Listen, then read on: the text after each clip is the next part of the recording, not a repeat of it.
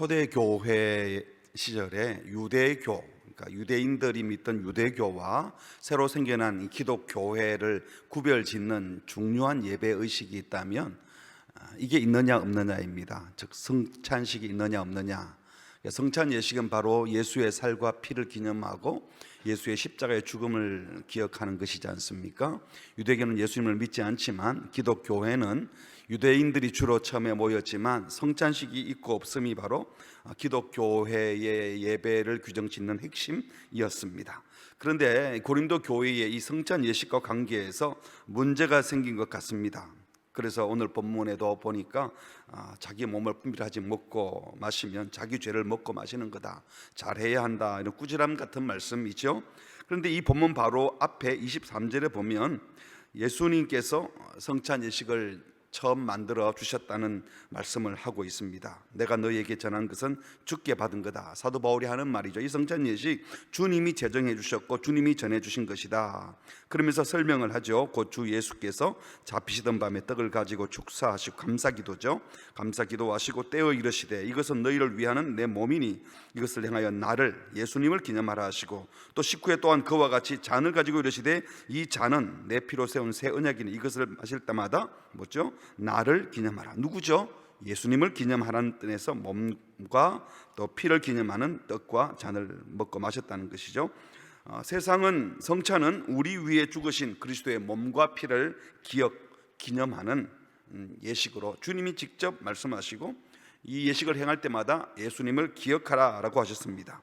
그리고 26절을 같이 읽을까요? 시작. 너희가 이 떡을 먹으며 이 잔을 마실 때마다 주의 죽으심을 그가 오실 때까지 전하는 것이니라. 주님 재림하시는 그날까지 정기적으로 이 성찬 예식을 거행하면서, 이 말은 정기적으로 예배를 드리면서 주님의 죽음, 대속적 죽음이죠. 즉 복음을 온 세상에 증거하라라고 하셨습니다. 그래서 사도 바울은 이 중요한 성찬식, 이 기독교 예비의 핵심적인 규정 짓는 성찬식을 함부로 행하지 말고 합당하게 먹고 마셔야 한다 하는 말씀이 오늘 같이 읽은 말씀이에요. 27절, 그러므로 누구든지 주의 떡이나 잔을 합당하게 먹어야 되는데 합당하지 않게 먹고 마시는 자는 주의 몸과 피에 대하여 자기에게 죄를 짓는 게 아니라 주님의 몸과 피에 대한 죄를 짓는 것이다. 이 말은 주님의 죽으심이 내 죄를 위한 희생 제사였음을 생각지 아니하고, 다시 말하면 신앙이 없이 세례받고 공동체 식구가 돼서 온전한 신앙 고백이 되지 않은 상태에서 이 성찬의 떡을 먹고 마시는 것은 주님의 몸과 피를 욕되게 하는 것이다. 그래서 성찬에 임할 때는 28절 말씀처럼 자기를 살피고 그 후에야 이 떡과 이 잔을 먹고 마시라라고 했습니다. 그래서 우리 교회에서는 성찬 예식을 거행할 때에 세례받은 자로 규정하는 게, 아이고 뭐 떡 하나 잔 하나 그거 쫀쫀하게 누구는 주고 누구는 안 주냐, 그러는 분들도 있다 그래요. 이게 그런 문제가 아니에요. 빵 먹고 다른 거 먹는 딴 데서 먹으면 되지만, 이것은 예수 그리스도에 대한 분명한 신앙 고백을 했음을 공적으로 확인한 사람들, 이게 세례받은 사람들이죠. 공적으로 세례를 받는 거예요. 그런 사람들에게 이 떡과 잔을 나누어 주는 규율을 정하고, 또 세례를 받았다 할지라도 이 성찬 예식에 참여할 만큼 준비가 안 된 사람, 음란하거나 경박하거나 더러운 죄를 짓고 미움, 시기, 질투로 인해서 죄악을 품어서 다른 사람들에게 해를 끼치고 있는 사람들은 참여하지 못하도록, 공적인 죄를 범한 자들은 참여하지 못하도록 엄하게 한 겁니다. 그래서 만일 29절에 주의 몸을 분별하지 못하고 먹고 마시는 자는 자기의 죄를 먹고 마시는 것이다. 그러니까 피 흘려 죽으신 주님의 몸이 어떤 몸이었는지 생각지 않고, 또 그런 신앙이 없는데, 그런 고백이 없는 사람이 너도 먹네 너도 마시네 하고 함부로 먹고 마시면 주님의 거룩한 살과 피를 먹는 신비한 연합이 되는 것이 아니라 자기의 죄를 먹고 마시는 것이라고 말씀하셨습니다. 그러니까 바울의 지금 이 권면은 성찬 예식을 이 예식 규범에 따라 잘 집례해야 된다, 순서는 이렇게 해야 된다, 이런 말씀을 한 게 아니라 예식에 참여하는 각 사람이 예식의 의미를 제대로 알고 거룩하게 참여해야 한다라는 말씀인 것입니다. 그렇다면 성찬에 거룩하게 참여한다는 것은 과연 어떤 의미입니까? 성찬의 의미를 제대로 알아야 되는데 세 가지로 정리할 수 있는데요. 첫 번째는 성찬에 참여한다. 이 참여라는 말이 헬라 말로는 코이노니아, 교제한다는 말과 같은 거예요. 파티스페이트 한다는 말도 되지만 코이노니아, 펠로우십 하는 겁니다. 주고받고 하는 것. 먼저는 대속의 은혜에 감사하여 참여하는 겁니다. 성찬에 참여할 때마다 주님의 살과 피를 우리가 먹고 마시어서 날 위해 살 지키고 날 위해 피 흘리신 주님의 죽으심, 주님의 대속적인 죽음, 주님의 대속의 은혜에 감사하며 먹고 마시는 것입니다. 주님 때문에 내 죄가 사함을 받았고 주님 때문에 내가 새 생명을 얻게 된 것을 감사합니다. 그래서 포도주를 마시면서 그 피가 내 혈관에 주님의 피가 흐르고 내 몸에 주님 몸이 들어와서 주님의 살이 내 살과 연합해서 내 몸과 영혼은 온전히 주님 때문에 구원받은 몸이다. 주님의 살과 피로 인해서 내 혈관도 내 몸뚱아리도 내 모든 것은 주님 때문에 구원받은 것이다 하는 이 대속의 은혜에 감사하며 참여해야 하는 것입니다. 여러분 그런 마음으로 참여하고 계시셨죠? 우리가 지금 떡과 잔을 나누지는 않지만 예배에 참여하는 것이 바로 그 마음으로 참여해야 되는 겁니다. 두 번째로 성찬에 거룩하게 참여하는 것은 주님과 신비한 연합을 이루고 주님과 더 친밀해지는 것입니다. 말씀드린 것처럼 이 포도주와 또 이 떡을 먹고 마시는 것은 바로 주님과 신비한 연합을 하는 겁니다. 주님을 먹는 거예요. 주님을 씹어 먹는 거예요. 주님을 씹어 먹어서 소화시켜서 주님이 우리 속에 들어오시는 겁니다. 그래서 우리가 성찬을 대할 때마다 내가 주님과 신비한 연합을 이루어서 내가 주 안에 주님이 내 안에, 그래서 주님과 신비한 연합을 이루어서 거룩한 성도가 되었다면 그 이전에 관계 맺던 우상을 가까이 하거나 옛 죄된 습관을 쫓아가면서 먹고 마실 수 없는 것입니다. 그래서 고린도전서 10장 16절에 보면 같이 할까요? 시작. 우리가 축복하는 바 축복의 잔은 그리스도의 피에 참여함이 아니며 우리가 떼는 떡은 그리스도의 몸에 참여함이 아니냐. 그걸 먹고 마시는 것이 바로 참여, 펠로우십, 교제, 주님과 주거니 받거니 하는, 그러니까 주님의 몸과 피를 상징하는 성찬의 떡과 잔을 그냥 먹고 마실 수 없다는 것입니다. 우리가 주님과 이렇게 교제하고 주님과 연합하는 이런 사람들이 어떻게 이방 신전에 가서 거기서 고개를 숙이고 주님과 한 몸을 이룬 사람 우리 몸을 엄난한 데 사용하고 주님으로 인해서 구원받은 우리의 눈으로 우리의 손으로 더러운 짓을 하고 더러운 것을 볼 수 없다는 겁니다. 세상신, 세상 가치와 연합할 수 없다는 겁니다. 세 번째로 성찬에 거룩하게 참여한다는 것은요, 참여하는 형제들과 한 몸을 이루는 것입니다. 고린도전서 10장 17절입니다. 이어지는 말씀 시작. 떡이 하나요 많은 우리가 한 몸이니 이는 우리가 다 한 떡에 참여함이라. 우리 교회에서 성찬 예식을 향할 때는 이 빵을 다 잘라서 주고 또 잔도 따로따로 나눠서 하나씩 있게 들게 합니다. 그런데 성찬의 원형은 큰 잔에다가 수건을 들고, 지금 미국에서도 그렇게 하더라고요. 한번 마시고 닦고 또 넘겨주면 또 수건으로 닦고 마시고 해서 한 잔을 돌려가서 먹어요. 떡도 큰 떡을 보는 데서 이렇게 탁 부러뜨려 가지고 하나씩 떼어서 줍니다.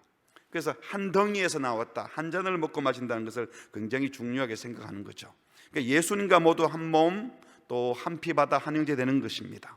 그래서 예수님과 하나가 된, 모두가 예수님과 하나 되었으니까 그 자리에 있는 분들은 서로가 하나라는 것입니다.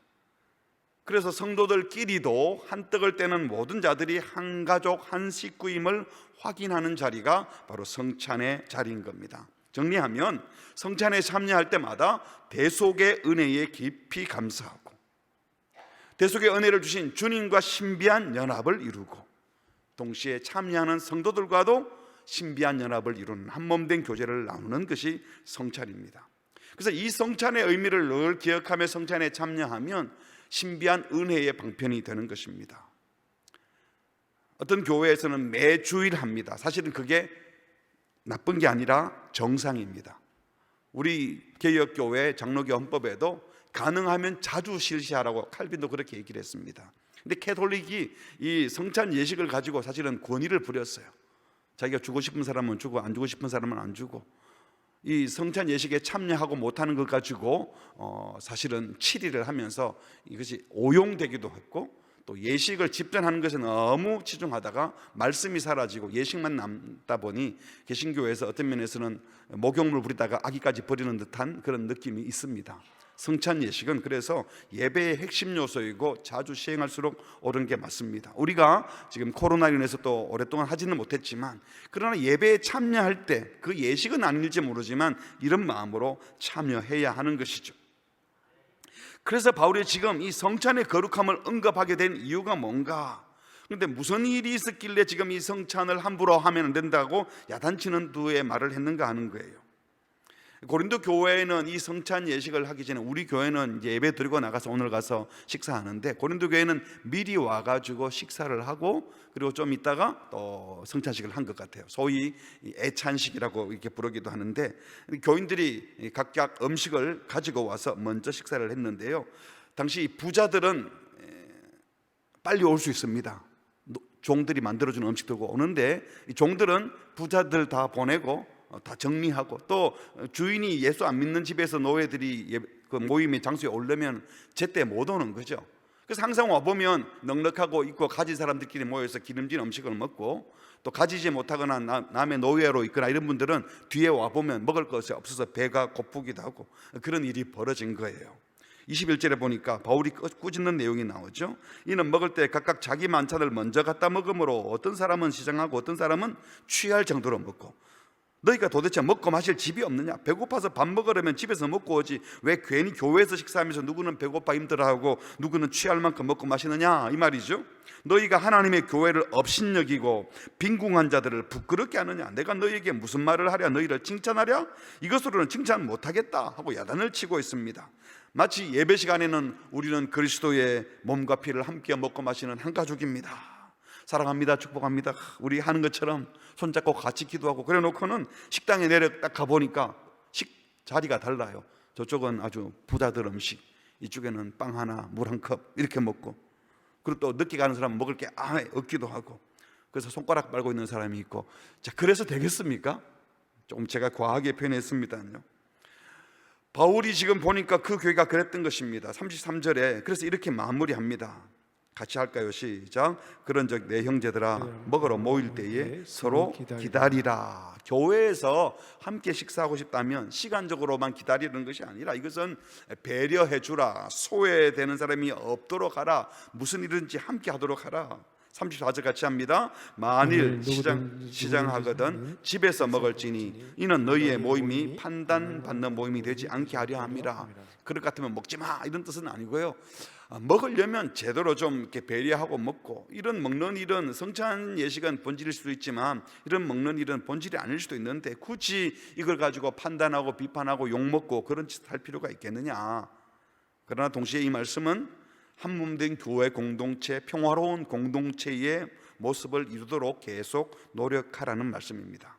그러니까 이 본문 전체를 보면 바울이 지금 고린도 교회를 향해서 합당하게 주의 떡이나 잔을 대하라, 성찬식을 거룩하게 집례하라라고 하는 것은 단순하게 예식 치르는 규정에 따라 가지고 규정을 벗어나지 않도록 잘해야 된다, 예식 규범을 말하는 것이 아니라 이 예식에 참여하는 사람 아무도 서로 차별하지 말고 소외되는 사람들이 없도록 하라 하는 것입니다.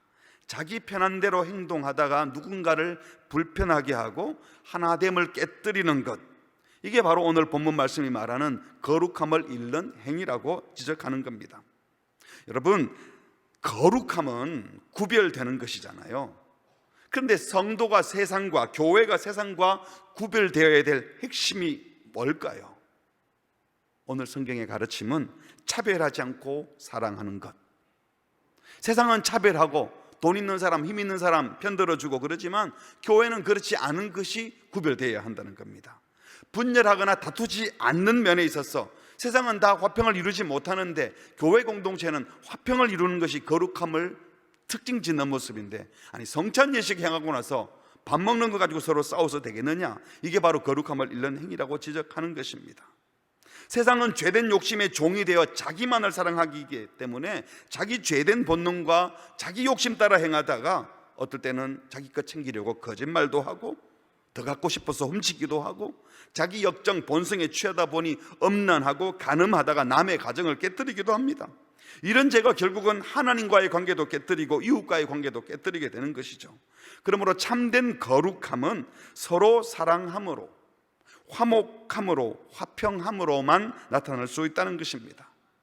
아무리 경건하고 거룩해 보여도 자기 혼자 거룩하고 화평하지 못하고 따로 놀고 있는 사람은 화평한 사람이 아니고 거룩한 사람이 아닌 거예요. 뭐 도사같이 옷 입고 다니고 막 대단해 보여도 손잡고 다니지 않는 사람은, 여기 다 손잡고 다니잖아요. 아이들 뒤에 십자가가 있고 주님의 사랑을 품고 같이 가지 않는 사람은 거룩하지 않은 것입니다. 거룩은 잘못한 사람, 부족한 사람, 우리와 어울리지 못할 것 같은 사람들 공동체에서 다 퇴출시키고 우리랑 비슷한 사람끼리 남아가지고 우린 다 깨끗하니까, 우리는 서로 말이 통하니까, 더러운 것들, 말 안 통하는 것들은 다 털어냈으니까 야 이제 마음이 서로 잘 맞네. 이건 평화가 아니에요. 제가 우리 교회에서 제자 훈련을 하고 또 제 사역반을 진행하고 순장님들이 나와서 다락방을 이제 운영하시게 되는데요. 다락방을 편성을 하죠. 어쨌든 성도들이 많으니까. 내 순장님들 가운데는 제가 옆에서 이렇게 봐도 힘들겠다, 한두 달 힘든 게 아니라 몇 년을 힘드는 분들도 제가 여러 번 봤습니다. 근데 제 마음에도 순장님이 마음 편한 분들이 모여서 즐겁게 대화하고 모일 때마다 행복하면 좋겠는데 이게 막 신경 쓰면서 만나야 되고 그 배려하기 위해서 말도 안 되는 말이라도 들어야 되고 또 어떨 때는 막 소리를 지르기도 하는데 또 꾸역꾸역 와요. 또 안 오면 더 좋겠는데 그럴 때는 저 사람만 안 오면 자 이번엔 좀 천국처럼 잘할 것 같은데 이런 마음이 드는 순자님들도 계시죠. 그렇죠? 큰 소리로 얘도 못하고 지금 속으로 그거 알고. 그런데요 여러분, 그게 쓸데없는 짓이 아니에요.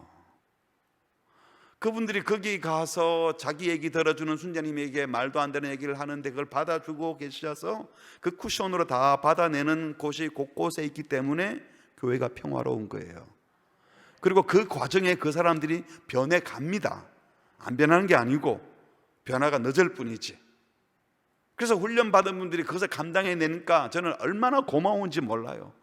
만약에 그런 순장님들이 안 계시고 리더들이 안 계시면 그거 담임 목사, 교육자가 다 받아내야 되잖아요. 아마 벌써 나가 쓰러졌을 겁니다. 그 와중에 또 함께 모이고 함께 기도하고 이러면서 함께 자라가는 것입니다. 주님은 마음 맞는 사람끼리, 힘 있는 사람끼리, 넉넉한 사람끼리 모여서 야 우리 참 너무 잘 지낸다 이런 것을 보고 거룩하다고 말씀하지 않으시고 부족하고 약한데도 가족으로 받아들이고 서로 힘든데도 좀 부족해도 서로 챙겨주고 그렇게 함께 가는 화평을 원하시고 그 모습을 보고 세상과는 다르니 거룩하다라고 말씀하시는 줄 믿습니다. 그러므로 거룩함, 화목함은 반드시 함께 가야 합니다. 성찬에서 거룩하게 예배를 드리는 것과 식탁 교제에서 친밀하게 화목하게 사랑을 나누는 것은 같이 가야 된다고요.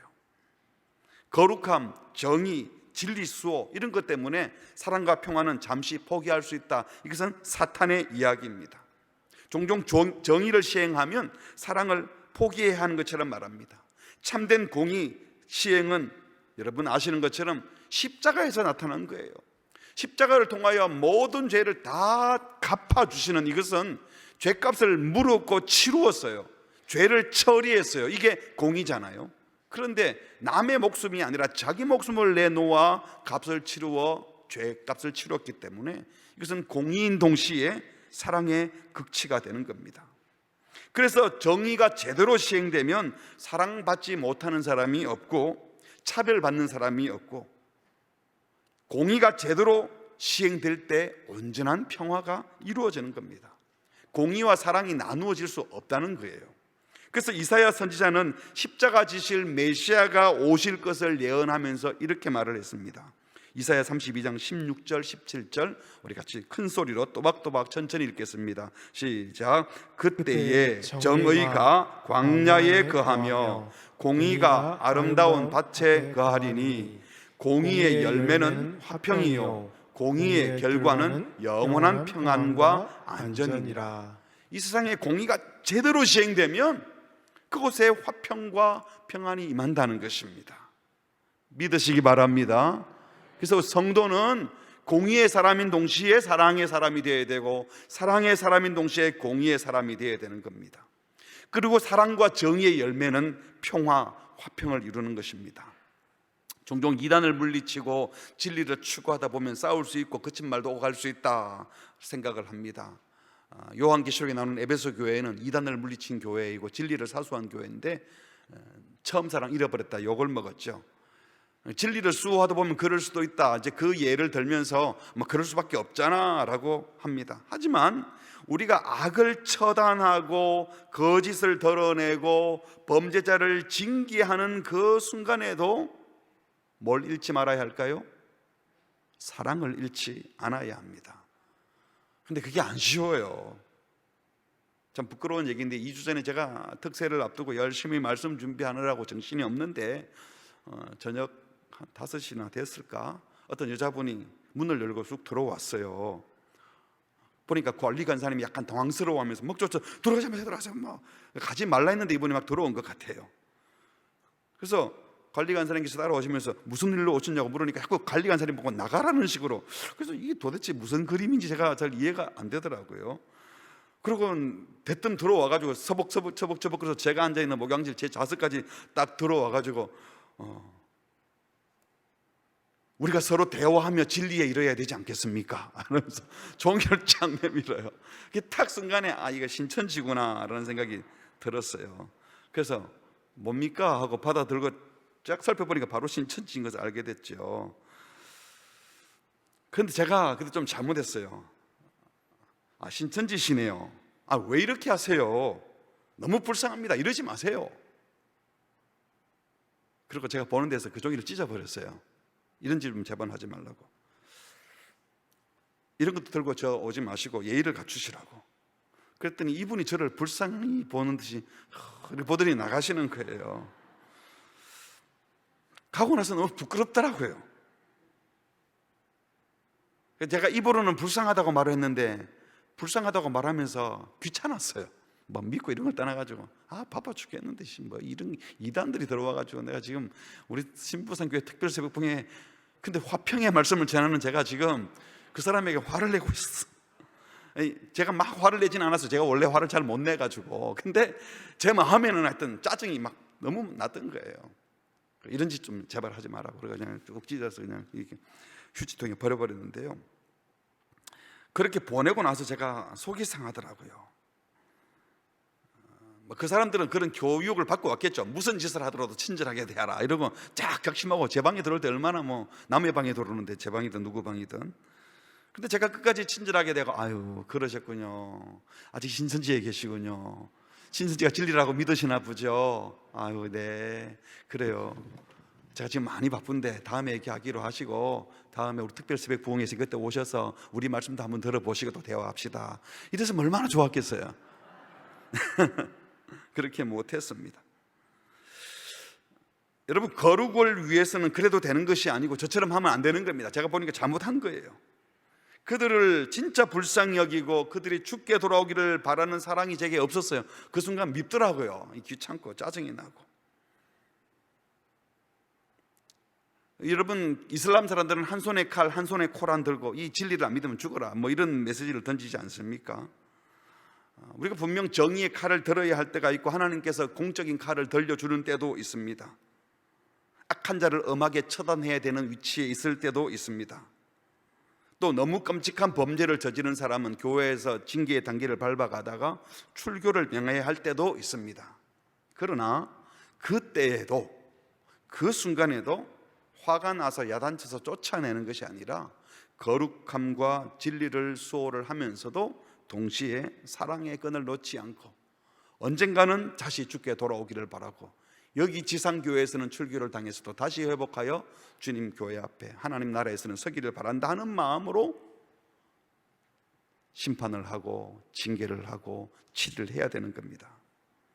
그래서 예수님도 말씀하셨죠. 마태복음 5장 23절에 그러므로 예물을 제단에 드리려다가 거기서 네 형제에게 원망 들을 만한 일이 있는 것이 생각나거든 예물을 제단 앞에 두고 먼저 가서 형제와 화목하고 그 후에 와서 예물을 드려라. 예배의 핵심은 예물의 내용물이 아니고 예물을 드리는 예배자이기 때문에 예배자가 불결하면 불결한 예배자가 아무리 좋은 것 많이 드려도 받을 수 없다는 겁니다. 그런데 내가 누군가에게 원한을 품고 있다면 그 마음 내려놓는 것, 그건 힘은 들지만 그래 내가 내려놓자 하고 갈 수 있는데, 오늘 예수님 말씀은 네가 원한을 품고 있다면 그 원한을 내려놓으라 이게 아니라, 지금 누군가가 너를 원망하고 있다면, 이 말은 다시 말해서 네가 누군가로 하여금 원망하게 만들었다면, 그래서 그 사람이 화가 나 있다면 너는 평화를 깨뜨린 자이니까 너의 예배는 받지 않겠다 이 말씀이에요. 근데 나는 그렇게 안 한 것 같은데 자기가 화나서 나한테 원망하고 있으면 그거 어떡하라는 말입니까? 라고 대묻고 싶지 않습니까? 그래서 어려운 거죠. 예수님은 지금 예배 드리는 사람이 얼마나 화가 나느냐 이 말씀하는 게 아니고, 예배자에 대한 다른 사람이 느끼는 분노를 문제 삼아서, 이 말은 예배를 거룩히 나는 드리고 있는데 나 때문에 누군가가 예배 드리는 사람 때문에 분노한 사람이 밖에 있으면 그 밖에 분노한 사람이 있도록 내버려 둔 상태에서 나 혼자 예배 드리는 이 예배는 받을 수 없다는 거예요. 어려운 일이지만 주님의 관심은 거기에 있습니다. 이게 나 혼자 평화로운 게 중요한 게 아니라는 겁니다. 나만 용서하면 되는 게 아니고 사실은 내가 용서를 받아야 될 일이 있을 수 있다는 거예요. 여러분 그런 일 없었습니까? 너무 힘들어서 교회에 갔는데 내 앞에 보니까 누가 막 손을 들고 눈물 흘리며 경건하게 찬양을 해요. 그리고 어떻게 해요? 아는 사람 같다 하고 딱 봤더니 지난번에 우리 사업 망하게 하고 부도 내고 도망간 그 사람. 그래서 이것 때문에 너무너무 힘들어가지고 인생 끝내버릴까 하다가 교회 한번 가보자고 와봤더니 나 망하게 한 사람이 거기 앉아서 너무 경건하게 예배하고 있으면 거기 계속 앉아있고 싶겠어요? 이거 제가 지어낸 얘기가 아니고 제가 실제로 들은 얘기예요. 제가 부교육자로 생활할 때 새가족 신방을 갔더니 그분이 그러더라고요. 그리고 끝내 그분이 누구라고 저한테 말을 안 해줘가지고 누굴까?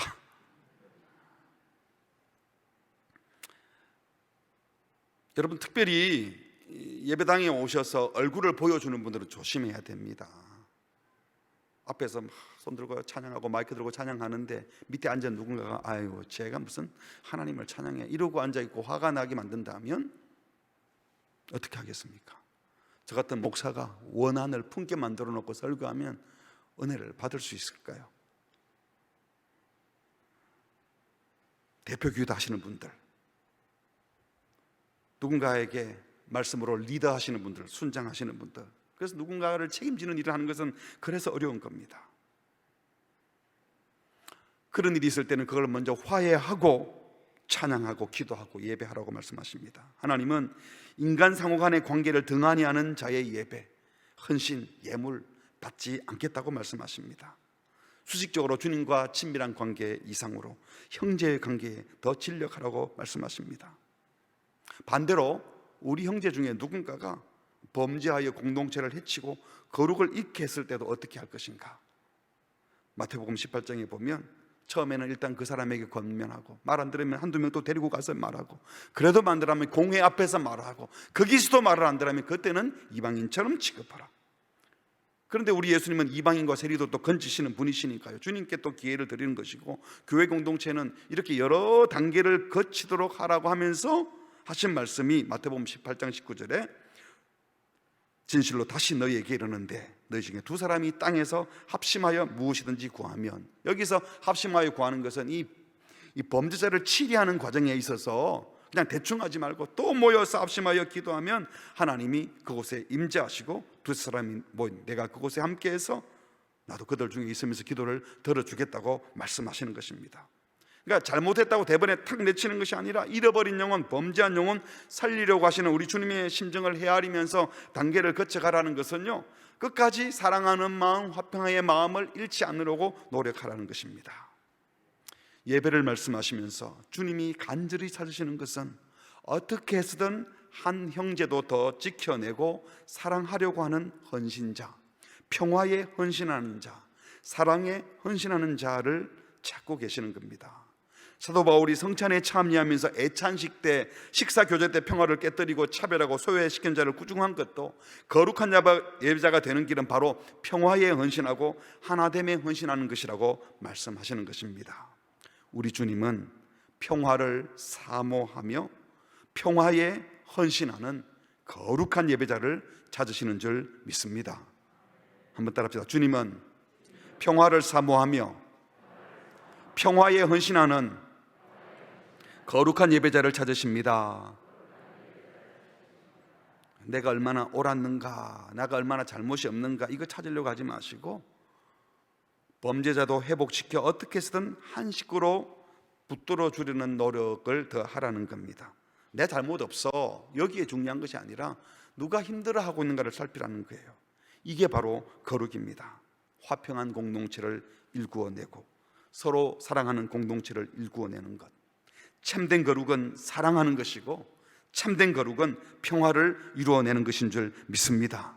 신구약 성경은 끊임없이 가르치기를 하나님을 예배하며 예배하는 자들이 서로 사랑해야 한다고 말씀합니다. 화목하지 않는 제사 중단하라고 말씀하십니다. 예배 행위 이전에 형제와의 화평을 소중히 여기는 우리 모두가 되기를 바랍니다. 오늘 지금 이 말씀을 듣는 중에 그래, 나 때문에 그 집사님은 좀 화가 났을 수도 있겠다. 그 옆집 누구는 나 때문에 기분이 상했을 수도 있겠다. 이런 마음이 든다면 먼저 찾아가서 화해하고 손 내밀고 용서를 구하라고 말씀하십니다. 자존심 세우지 말고 내가 무릎을 꿇고 용서를 구해서 여기에 머뭇거리지 말아서 그들이 나에게 원한 품지 않게 해서 내가 드리는 예배가 더러운 예배가 되지 않도록 하라고 말씀하십니다. 하나님 앞에 잘못도 구해야 하지만 나한테 상처 입은 그 사람, 관계 틀어진 그 사람이 회복할 수 있도록 해야 합니다. 물론 이 관계가 이미 너무 멀어지고 만날 수도 없는 상황이 되어서 더 이상 어떻게 할 수 없는 상황들도 있습니다. 그것은 내 손을 벗어난 것은 알 수 없지만 그렇지 않고 내가 지금 내 주변에 내가 자주 만나고 있는 그 사람이라면 하나님을 잘 예배하기 위해서라도 화평한 자가 되시고 화평한 자가 되심으로 거룩한 예배를 드리는 우리 모두가 될 수 있기를 바랍니다. 말씀을 맺습니다. 교회는 거룩한 성찬에 참여하는 공동체입니다. 예수의 살과 피를 먹고 마시면서 우리는 대속함의 은혜를 받은 것에 감사하고 주님과 신비한 연합을 할 뿐만 아니라 같이 먹고 마시는 형제 자매와도 한 몸을 이룬 자들입니다. 이것이 예배자의 예배 형태가 되는 겁니다. 구속의 은혜에 감사하면서 하나님과 연합, 형제들과 연합, 이것이 함께 있을 때 한 몸 된 공동체를 이루고 드리는 예배를 주님이 기뻐 받으십니다. 화평한 예배자들이 되어 거룩한 예배를 드릴 수 있도록, 거룩한 예배를 드리기 위하여 화평을 이루어내는, 그래서 평화에 헌신하고 평화의 비용을 지불하고 평화의 시간을 쏟는 우리 모두가 되시기를 주님의 이름으로 축복합니다. 아멘.